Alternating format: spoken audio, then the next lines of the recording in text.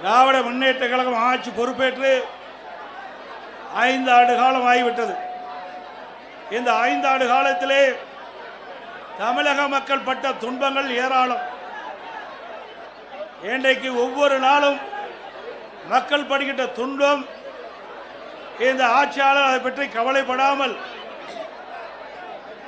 மக்கள் எக்கேடுகிட்டு போனாலும் பரவாயில்லை, தன் குடும்பம் மட்டும் செழித்து வளர்ந்தால் போதும் என்ற நிலையிலே இருக்கின்ற முதலமைச்சர் இன்றைக்கு இந்த நாட்டை ஆண்டு கொண்டிருந்தார். இன்றைக்கு மக்களுக்கு விடுவு காலம் பிறக்கின்ற காலம் வந்துவிட்டது. திராவிட முன்னேற்ற கழகம் எப்பொழுது ஆட்சியிலே அமர்ந்ததோ அன்று முதல் இன்று வரை எங்கே பார்த்தாலும் கஞ்சா விற்பனை, போதைப் பொருள் விற்பனை, கள்ளச்சாராய விற்பனை, இப்படி தமிழகம் முழுவதும் சர்வசாதாரணமாக கிராமத்தில் இருந்து நகரம் வரை போதை நடமாட்டம் அதிகரித்து விட்டது. போதைப் பொருள் விற்பனை ஜரூராக தமிழகத்திலே நடந்து கொண்டிருக்கின்றது. இதை பற்றியெல்லாம் கவலைப்படாத முதலமைச்சர், பொம்மை முதலமைச்சர், ராணியற்ற முதலமைச்சர், திறமையற்ற முதலமைச்சர் திரு ஸ்டாலின் அவர்கள் இன்றைய தினம் நம்முடைய குழந்தைகளை சிறப்பான கல்வி கிடைக்க வேண்டும் என்ற அடிப்படையிலே பள்ளிக்கு அனுப்புகிறோம், கல்லூரியிலே படிக்க வைக்கின்றோம். அவருடைய எதிர்காலம் சிறக்க வேண்டும் என்ற அடிப்படையிலே எவ்வளவு கஷ்டத்துக்கு இடையிலும் நாம் பெற்ற பிள்ளை எதிர்காலத்திலே சிறப்பாக வாழ வேண்டும் என்ற அடிப்படையிலே நாம் பள்ளிக்கும் கல்லூரிக்கும் அனுப்பி வைக்கின்றோம். ஆனால் இன்றைய ஆட்சியாளருடைய கொடுமையால் அந்த பள்ளி மாணவர்கள் கல்லூரிகள் அருகிலே கஞ்சா விற்பனையால் இன்றைக்கு அந்த மாணவர்கள் அதற்கு அடிமையாகி அவள் சீரழியக்கூடிய காட்சி தமிழகத்திலே பார்க்கப்படுகிறது.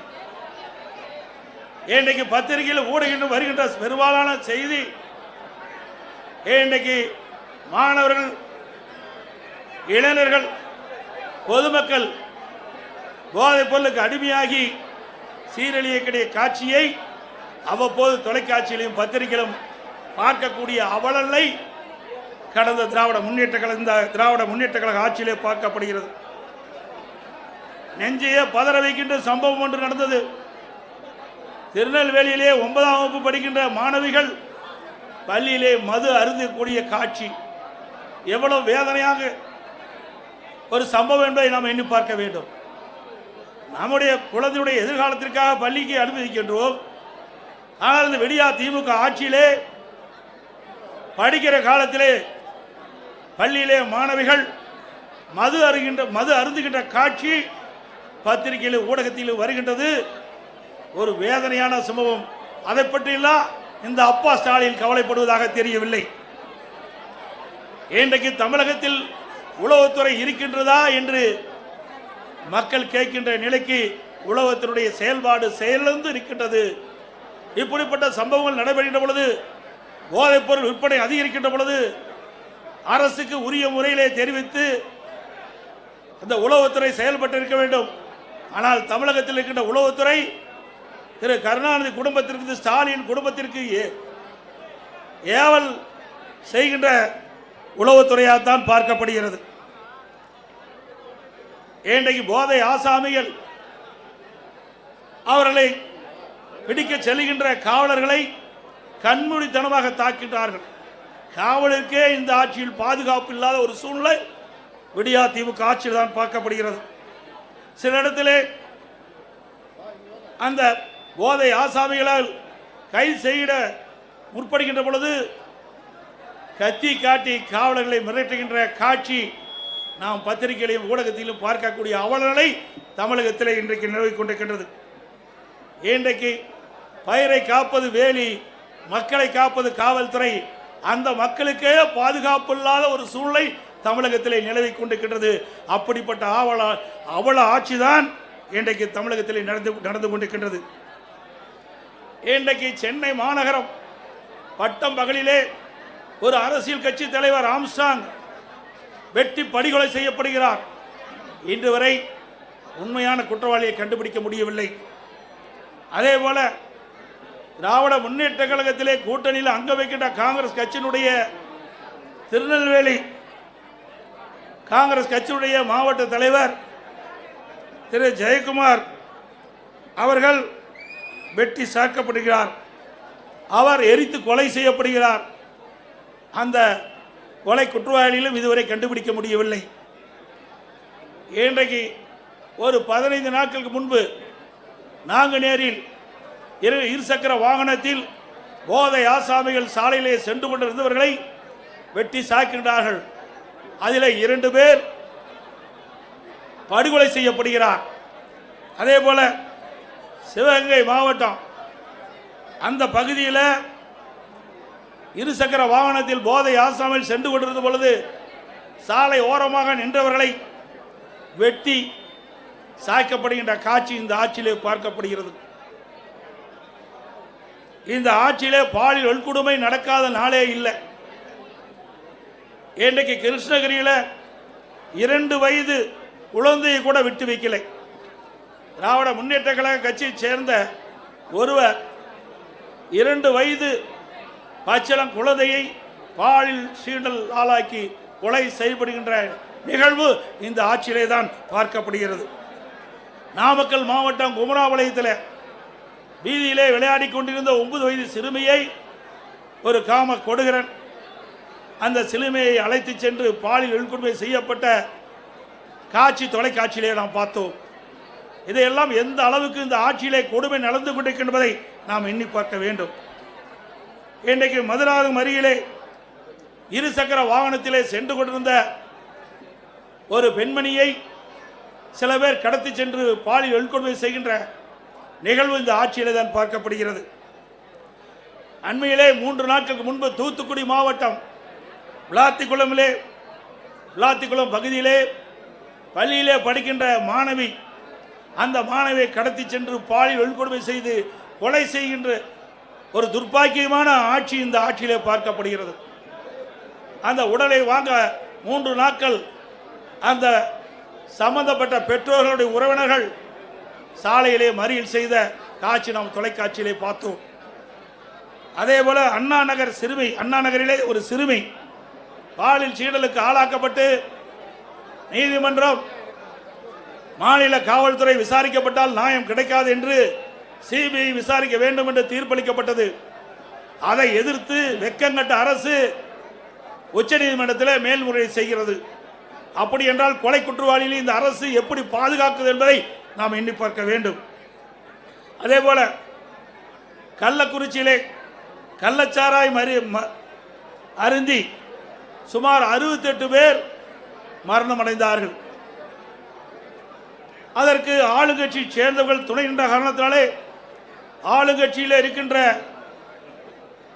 அந்த நபர்கள் தப்பித்து விடக்கூடாது என்பதற்காக மாநில காவல்துறை விசாரிக்கப்பட்டால் நியாயம் கிடைக்காது என்ற அடிப்படையிலே அனைத்து இந்திய அண்ணா திராவிட முன்னேற்ற கழகம் உயர்நீதிமன்றத்திலே இந்த வழக்கை சிபிஐ விசாரிக்க வேண்டும் என்று வழக்கு தொடர்ந்து நீதிமன்றம் சிபிஐ விசாரிக்கலாம் என்று தீர்ப்பளிக்கப்பட்டது.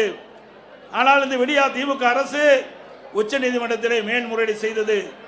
இதிலிருந்து நாம் பார்க்க வேண்டும், குற்றவாளிகளுக்கு துணை நிற்கின்ற அரசாங்கமாக திரு ஸ்டாலின் அரசு செயல்பட்டது என்பதை நிரூபணமாயிருக்கின்றது. அதே போல அண்ணா பல்கலைக்கழகத்திலே மாணவி பாலியல் சீண்டலுக்கு ஆளாக்கப்படுகிறார். அதிலே ஒரு அமைச்சர் திமுக கட்சி சேர்ந்தவர்கள் எல்லாம் ஈடுபட்டிருக்கின்றார்கள். ஆனால் அந்த வழக்கு நீத்து போகின்ற அளவுக்கு இன்றைய நிலைமை இருக்கின்றது.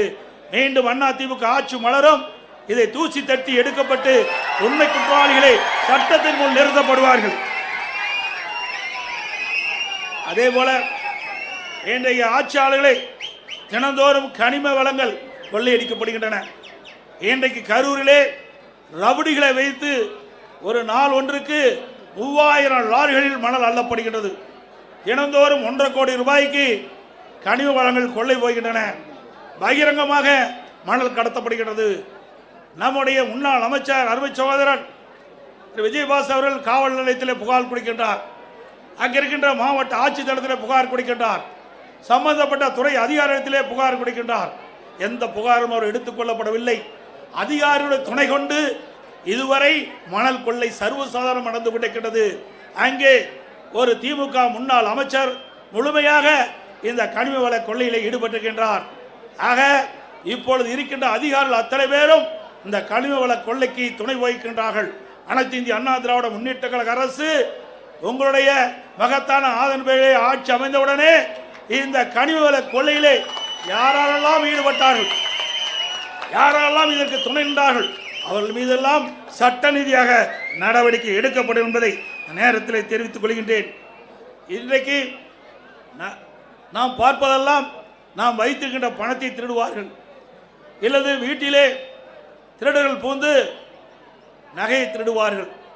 ஆனால் இன்றைக்கு விடியா திமுக ஆட்சியிலே உடல் உறுப்புகளை திருடுகின்ற ஒரே ஆட்சி இந்த ஆட்சியிலே தான் பார்க்கப்படுகிறது. சிந்தித்து பாருங்கள். நாமக்கல் மாவட்டம் அந்த பகுதியிலே வறுமையின் காரணமாக ஏழைகள் அவருடைய உடல் உறுப்பு கிட்னியை முறைகேடாக இன்றைக்கு திமுக கட்சி சேர்ந்த எம்எல்ஏ மருத்துவமனையிலே அழைத்து சென்று முறைகேடாக அவருடைய கிட்னியை இன்றைக்கு திருடியிருக்க என்று சொன்னால் இந்த ஆட்சி எப்படிப்பட்ட ஆட்சி என்பதை எண்ணி பார்க்க வேண்டும். அது மட்டுமல்ல, இது கண்டுபிடித்ததும் திராவிட முன்னேற்ற கழகம் தான். இதற்கு ஒரு குழு போட்டதும் திராவிட முன்னேற்ற கழகம் தான். ஆக இதையெல்லாம் கண்டுபிடித்த பிறகு சட்ட ரீதியாக இந்த மருத்துவமனை மீது எந்த நடவடிக்கை எடுக்கப்படவில்லை. ஆக அதிமுக ஆட்சி மலர்ந்தவுடன் இந்த கிட்னி முறைகேட்டில் ஈடுபட்ட அந்த மருத்துவமனை சம்பந்தப்பட்டவர்கள் மீது சட்ட ரீதியாக அதிமுக அரசு நடவடிக்கை எடுக்கப்படும்.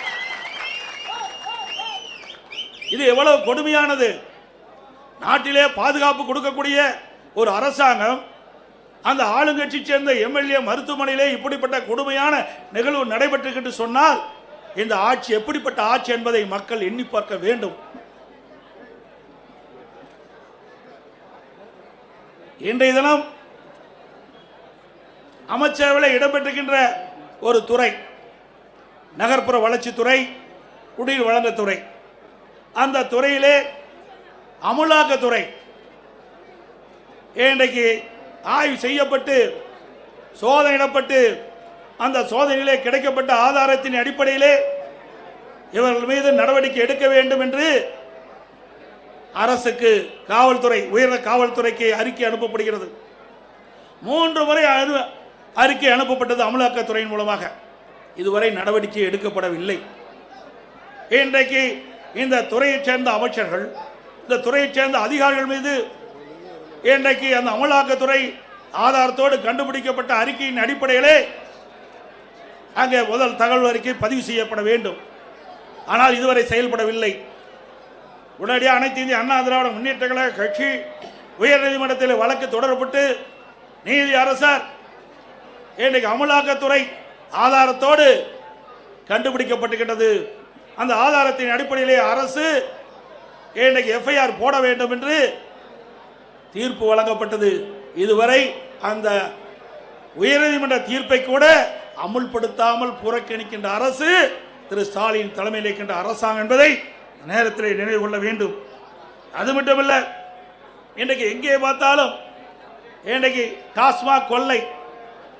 இன்றைக்கு தமிழகம் முழுவதும் 6000க்கும் மேற்பட்ட மதுக்கடைகள் இருக்கின்றன. அந்த மதுக்கடையிலே சுமார் ஒரு நாளைக்கு 1.5 கோடி பாட்டில் விற்பனை ஆகின்றது.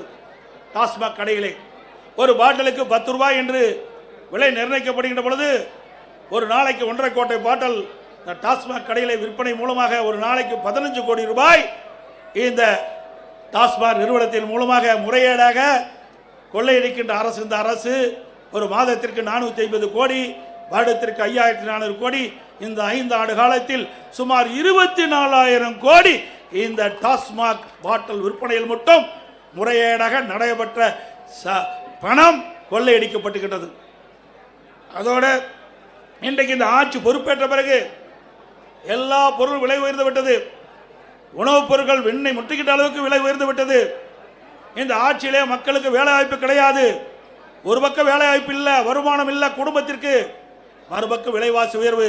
அரிசி விலை உயர்ந்து விட்டது, எண்ணெய் விலை உயர்ந்து விட்டது, பருப்பு விலை உயர்ந்து விட்டது, இன்றைக்கு மளிகை சாமானுடைய பொருள் உயர்ந்து விட்டது 40%.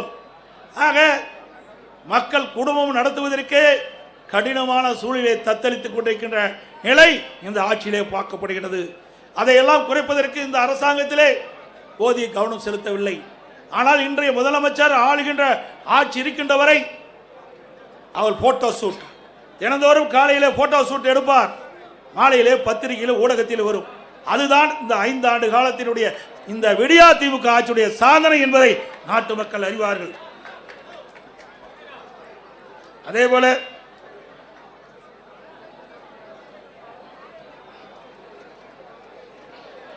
இந்த ஆட்சி பொறுப்பேற்ற பிறகு மின் கட்டணம் பல மடங்கு உயர்ந்து விட்டது.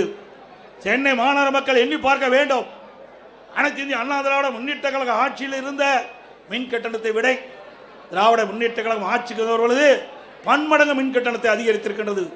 அண்ணா திமுக ஆட்சியிலே 1000 ரூபாய் மின் கட்டணம் செலுத்துவோர் என்றால் இப்பொழுது 2500 ரூபாய் மின் கட்டணம் செலுத்த வேண்டிய சூழ்நிலை ஏற்பட்டிருக்கிறது. சுமார் 67% மின் கட்டண உயர்வு. கடைகளுக்கு பீக் ஹவர்ல டபுள் சார்ஜ் மின் கட்டண உயர்வு, ஆண்டுக்கு 5% மின் கட்டண உயர்வு என்று அறிவிக்கப்பட்டு இந்த அரசு மக்களை வாட்டி வதைக்கின்றது. அதே போல வீட்டு வரி 100% உயர்த்தப்பட்டு விட்டது. இன்றைக்கு 1000 ரூபாய் வீட்டு வரி செலுத்துகின்றவள் இன்றைக்கு 2000 ரூபாய் வீட்டு வரி செலுத்த வேண்டும் மாநகர பகுதியிலே. அதோட கடைக்கு அண்ணா திமுக ஆட்சியிலே 1000 ரூபாய் நீங்கள் கடை வரி செலுத்த வேண்டும் இருந்தால் இப்பொழுது 2500 ரூபாய் கடைக்கு வரி செலுத்த வேண்டும். அது மட்டும் இல்லாமல் ஆண்டுக்கு 6% இந்த வரிகள் உயர்த்தப்படுகின்றன. இதனால் மக்கள் மீது மிகப்பெரிய வரி சுமையை சுமத்திய அரசாங்கம் திரு ஸ்டாலின் அரசாங்கம் என்பதை நேரத்தில் தெரிவிக்க விரும்புகின்றேன். அதே போல கட்டிடம் கட்டுகின்ற அனுமதி கிட்டத்தட்ட பன்மடங்கு உயர்த்தப்பட்டுகின்றது, 2 மடங்கு உயர்த்தப்பட்டுகின்றது. 1000 சதுரடி கட்ட வேண்டும் என்று சொன்னால் அண்ணா திமுக ஆட்சியில் இருந்தது விட இப்பொழுது இருக்கின்ற விடியா திமுக ஆட்சியில் பிளான் அப்ரூவ்டுக்கு மாநகராட்சி பகுதியில் 3 மடங்கு அதிக கட்டணம் வசூல் செய்யப்படுகிறது. அதே போல கட்டுமான பொருட்கள் சிந்திக்க வேண்டும், கடுமையாக உயர்ந்து விட்டது. திராவிட முன்னேற்ற கழக தேர்தல் அறிக்கையிலே குறிப்பிட்டிருந்தார்கள், கட்டுமான பொருட்கள் விலை ஏறுகின்ற பொழுது அதை அத்தியாவசிய பட்டியலிலே சேர்க்கப்பட்டு விலை கட்டுப்பாட்டுகள் கொண்டு வரப்படும் என்று நான் சட்டமன்றத்திலே இன்றைக்கு அந்த துறையுடைய அமைச்சரை கேட்டேன். நீங்கள் இப்பொழுது கட்டுமான பொருட்கள் விலை உயர்ந்து விட்டது, நீங்கள் கூறியவாறு நீங்கள் அறிவித்தவாறு கட்டுமான பொருட்கள் விலை உயர்கின்ற பொழுது தேர்தல் அறிக்கையிலே குறிப்பிட்டீர்களே அத்தியாவசிய பட்டியலில் இதை சேர்க்க வேண்டும் என்று குறிப்பிட்டேன். பதிலே இல்லை. இன்னைக்கு சிந்தித்து பார்க்க வேண்டும். கட்டுமான பொருட்கள் கட்டுக்கடங்காத விலையாக உயர்ந்து விட்டது. கம்பி டன் 40,000 ரூபாய்க்கு அண்ணா திமுக ஆட்சி இன்னைக்கு 60,000 ரூபாய்க்கு விற்கிது. சிமெண்ட் ஒரு மூட்டை அண்ணா திமுக ஆட்சியில் 240, இன்னைக்கு 340 ரூபா. அதுபோல் எம்சாண்ட் 3000 ரூபாய்க்கு விற்ற எம்சாண்ட் 5500 ரூபா. ஜல்லி ஒரு யூனிட் 2000 ரூபாய்க்கு விற்றது, இன்றைய தினம் 6000 ரூபாய்க்கு விற்கிறது. இப்படி பன்மடங்கு கட்டுமான பொருட்களுடைய விலை உயர்ந்தனால கட்டுமான தொழில் கடுமையாக பாதிக்கப்பட்டது. லட்சக்கணக்கான தொழிலாளர்கள் பாதிக்கப்பட்டார்கள். இன்றைக்கு வீடு கட்டுகின்றவர்கள் மிகுந்த வேதனைக்கு உட்பட்ட நிலை இன்றைக்கு உருவாக்குகிறது. அது மட்டுமல்ல, ஸ்டாலின் எப்பொழுது பார்த்தாலும் சொல்கிறார் இந்தியாவிலேயே முதல் மாநிலம் தமிழ்நாடு என்று சொல்கிறார். எதில் முதல் மாநிலம்? கடன் வாங்குவதிலே முதல் மாநிலம் தமிழ்நாடு. அத்தனை பேரும் கடன்காரனா ஆக்குனது திமுக ஆட்சியில, மறந்துவிடக் கூடாது. இந்த கடனெல்லாம் நாம் தாம் அடைக்க வேண்டிய சூழ்நிலைக்கு தள்ளப்பட்டிருக்கும் என்பதையும் எண்ணி பார்க்க வேண்டும். அதோடு இன்றைக்கு திராவிட முன்னேற்ற கழக ஆட்சி அமைந்த பிறகு 2026 மொத்த கொலைகள் 110 கொலைகள் இந்த ஆண்டு மட்டும் நடந்திருக்குது. பிப்ரவரி 2026 மொத்த கொலைகள் எண்ணிக்கை 84, மார்ச் 17 எண்ணிக்கை 52. கடந்த 75 நாட்களில் நடந்த மொத்த கொலை எண்ணிக்கை 246 கொலைகள் நடக்குது. கொலைகள் நடக்காத நாளே இல்லை. இந்த ஆட்சி பொறுப்பேற்றது மக்களுக்கு பாதுகாப்பு இல்லை, இன்றைக்கு சிறுமிகளுக்கு பாதுகாப்பு இல்லை, பெண்களுக்கு பாதுகாப்பு இல்லை, ஒட்டுமொத்த தமிழ்நாட்டு மக்களுக்கே பாதுகாப்பு இல்லாத ஒரு சூழ்நிலை நிறைந்த மாநிலம் தமிழ்நாடு. இன்றைக்கு கடந்த ஒரு இடத்தில் நடந்த கொலைகள் எண்ணிக்கை மட்டும் 1408. இதை அதிகாரிகளை வைத்து இன்றைக்கு பேட்டி கொடுக்குறாங்க. ஏன் ஆட்சியாளர்கள் பேட்டி கொடுக்க முன் வரல? ஏன்னா அவ்வளவு பிரச்சனை இந்த ஆட்சியில் இருக்கின்ற காரணத்தினால அவர்களால் முன் வந்து இந்த செய்தியை மக்களிடத்திலே தைரியமாக சொல்ல முடியாத ஒரு அவல ஆட்சி திமுக பார்க்கப்படுகிறது என்பது நேரத்தில் தெரிவிக்க விரும்புகின்றேன். அது மட்டுமல்ல, இன்றைக்கு லாக்அப் மரணம் சிந்திச்சு பாருங்க. சிவகங்கை மாவட்டம் கோயில் காவலாளி அஜித்குமார் ஒரு திருட்டு வழக்கில் வேண்டுமென்றே திட்டமிட்டு அவர் மீது வழக்கு பதிவு செய்யப்பட்டு அவரை கஸ்டடியிலே கொலை செய்யப்பட்டுகின்ற நிகழ்வு இந்த ஆட்சியிலே தான் பார்க்கப்படுகிறது. ஆகாஷ் லாக்அப் மாறணும். அவர்களும் இன்றைய நிலையில் இந்த ஆட்சியாளர் கொடுமையால் இன்றைக்கு அந்த உயிரை நாம் இழந்திருக்கின்றோம். இன்றைக்கு திராவிட முன்னேற்ற கழகம் 2021 சட்டமன்ற பொதுத் தேர்தலில் சுமார் 525 அறிவிப்புகள் வெளியிட்டாங்க. 1% அறிவிப்புகள் கூட 1/4 அறிவிப்பு கூட இதுவரைக்கும் நிறைவேற்றப்படவில்லை. அத்தனையும் பொய். இன்றைக்கு ஸ்டாலின் சட்டமன்றத்திலும் இன்றைக்கு ஊடகத்திலும் அவர் பேசுகின்ற பொழுது, கருத்துக்களை சொல்லுகின்ற பொழுது, திராவிட முன்னேற்ற கழகம் 98% அறிவிப்புகள் நிறைவேற்றப்பட்டதாக ஒரு பச்சை பொய்யை இன்னைக்கு மக்களிடத்திலே சொல்லிக் கொண்டிருக்கின்றார். அத்தனையும் பொய். மக்கள் புரிந்து கொண்டார்கள். இந்த ஆட்சியை விரட்டி அடிக்க மக்கள் முன் வந்து விட்டார்கள். இன்றைக்கு கொடுக்கப்பட்ட வாக்குறுதியை நிறைவேற்றாத காரணத்தினாலே அரசு ஊழியர்கள் வீதியிலே வந்து போராடக்கூடிய சூழ்நிலைக்கு தள்ளப்பட்டார்கள். அதே போல தூய்மை பணியாளர்கள் எப்படி கொடுமைப்படுத்தினார்கள் இந்த ஆட்சியிலே என்பது அத்தனை பேருக்கும் தெரியும். ஊடகத்திலும் பத்திரிகையிலும் பார்த்தோம். அப்படி தூய்மை பணியாளர்களையும் கொடுமைப்படுத்திய அரசாங்கம் விடியா திமுக அரசும். அதே போல கொடுக்கப்பட்ட வாக்குறுதியை நிறைவேற்ற வேண்டும் என்று பகுதி நேர ஆசிரியர்கள், சத்துணவு அமைப்பாளர்கள் வீதியிலே வந்து போராடுகின்ற நிலை இந்த ஆட்சியிலே தான் பார்க்கப்பட்டது என்ற செய்தி இந்த நேரத்தில் தெரிவித்து, இன்றைக்கு இவ்வளவு பிரச்சனைக்கு காரணம் சட்ட ஒழுங்கு நிரந்தர டிஜிபி நியமிக்கல. கிட்டத்தட்ட 9 மாத காலமாக நீதிமன்றம் குறிப்பிட்டு கூட இன்னும் தமிழகத்தில் ஒரு நிரந்தர சட்ட ஒழுங்கு டிஜிபியை நியமிக்க முடியாத ஒரு திராணற்ற அரசு விடியா திமுக அரசாங்கம் என்பதை நேரத்தில் தெரிவித்து, இனியாவது பத்திரிகையாளர் ஊடக நண்பர்களும் தகுதியுமா செய்தி போடுங்க. எத்தனை நாள் பயந்து இருந்தது போது.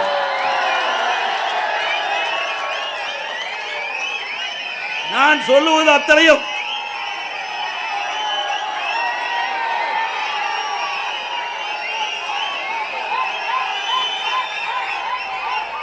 நான் இதுவரைக்கும் சொன்ன செய்திகள் அத்தனையும் பத்திரிகையிலும் ஊடகத்திலும் வந்தவை, நாங்களாக திருத்தி சொல்லவில்லை.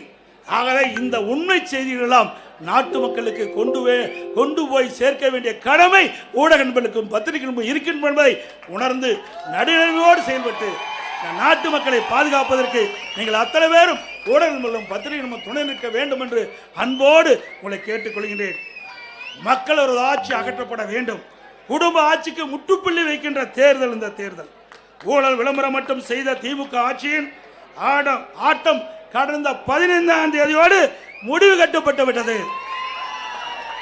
தமிழ்நாட்டிற்கு இன்னைக்கு வசந்த காலம் ஆரம்பிக்கப்பட்டு விட்டது. பெண்களுக்கு பாதுகாப்பான ஆட்சி விரைவிலே மக்களால் கொடுக்கப்படுகிறார்.